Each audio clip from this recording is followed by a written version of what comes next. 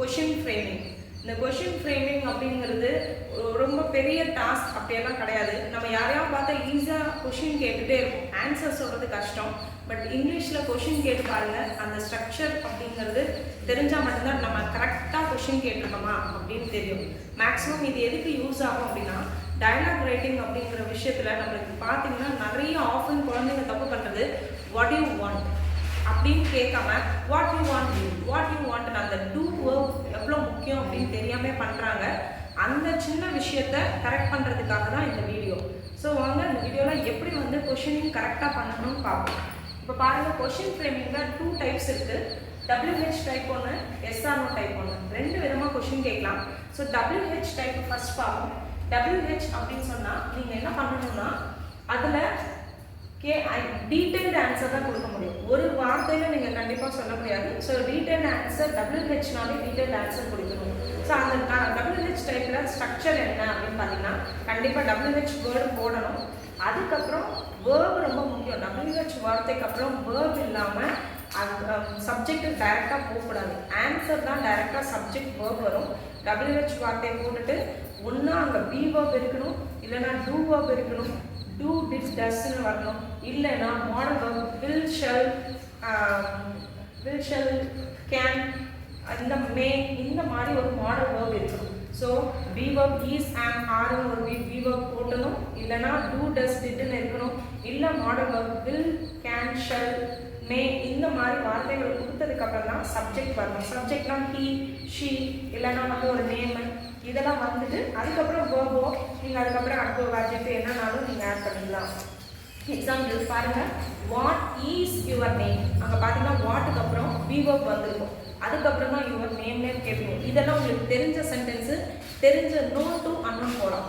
அதே மாதிரி how are யூன்னு கேட்பீங்க. ஸோ ஹவுக்கு அப்புறம் பாருங்கள், அங்கே ஒரு பி வேர்ப் வந்ததுக்கப்புறம் தான் சப்ஜெக்ட் யூன்னு வந்திருக்கு. அடுத்தது பார்த்தீங்கன்னா வாட் யூ வாண்ட். பாருங்கள், வாட் யூ வாண்ட்னு கேட்கக்கூடாது, இந்த டூ வேர்ப் போட்டு தான் வாண்ட் கேட்கணும். இது எல்லாம் காமனாக பண்ணுற மிஸ்டேக். இது வாட்க்கு அப்புறம் கண்டிப்பாக டூ போட்டு தான் வாண்ட் கேட்கணும். அடுத்தது where do you buy this pen. திருப்பி டூ போட்டிருக்கேன் பாருங்கள், அந்த டூ வந்து வெறும் பைன்னு இருக்கனால டூ வருது. இங்கே அவங்க பாட்டில் நீங்கள் பாஸ்டாக இருந்துச்சுன்னா அங்கே என்ன வந்துடும்னா டிட்டு வரும். இதே வந்து அங்கே சப்ஜெக்ட் ஹியோ ஷியோ வந்துச்சுன்னா டஸ்ன்னு வந்திருக்கும். இதுதான் டிஃப்ரென்ஸ். ஸோ அந்த டிஃப்ரென்ஸ் அடுத்த வீடியோவில் பார்ப்போம். ஸோ எல்லாமே ஒரு டூ வேர்ப் பி வேர்ப் இல்லைனா மாடல் இல்லாமல் கொஷின் ஃப்ரேம் பண்ண முடியாதுங்கிறது தான் இங்கே பார்க்க போகிறோம். ஸோ அடுத்து பாருங்கள், ஒரு மாடல் வேர்ப் வந்திருக்கு, வென் வில் யூ கம். அந்த வில் அப்படிங்கிற ஒரு மாடல் வேர்ப் வந்து தான் அந்த சப்ஜெக்ட் வந்திருக்கு. So sentence structure WH type question கேட்டால் கட்டாயமாக நீங்கள் என்ன பண்ணால் WH வேர்டுக்கு அப்புறம் ஒரு டூ வேர்போ பி வேர்போ மாடல் வேர்போ எழுதி தான் சப்ஜெக்ட் வேர்பு இல்லை அட்ஜெக்டிவ் நீங்கள் போயிட்டே இருக்கணும். இதுதான் இதோட ஸ்ட்ரக்சர். இதே சிமிலர் பேட்டர்ன் தான் SR டைப் அப்படின்னு சொல்கிறது.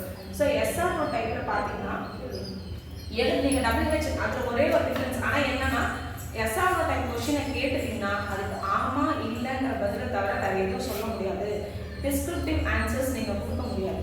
அதனால் ஆமாம் இல்லை இந்த 2 பதில் மட்டும்தான் ஒருத்தர் கிட்ட எதிர்பார்க்கணும். அப்படின்னா அப்போ நீங்கள் கேட்க வேண்டிய டைப் SR டைப். ஸோ அதுக்கு ஒன்றா பி வேர்ப் மாடல் வேர்ப் இல்லைன்னா டூ வேர்ப். இது கேட்டதுக்கப்புறம் சப்ஜெக்ட் ஆஸ் யூஷுவல் இதில் WH வராது, அதில் WH வந்துச்சு, அவ்வளோதான் வித்தியாசமே. Do verb be verb modal verb அதுக்கப்புறம் சப்ஜெக்ட் வேர்ப் அட்ஜெக்ட் இல்லைனா சப்ஜெக்ட் வேர்புக்கு அப்புறம் ஆப்ஜெக்ட் கூட வரலாம். இதே எக்ஸாம்பிள் பாருங்கள், அங்கே வாட் இஸ் யுவர் நேம் வச்சு is he a singer, are you student, are you students.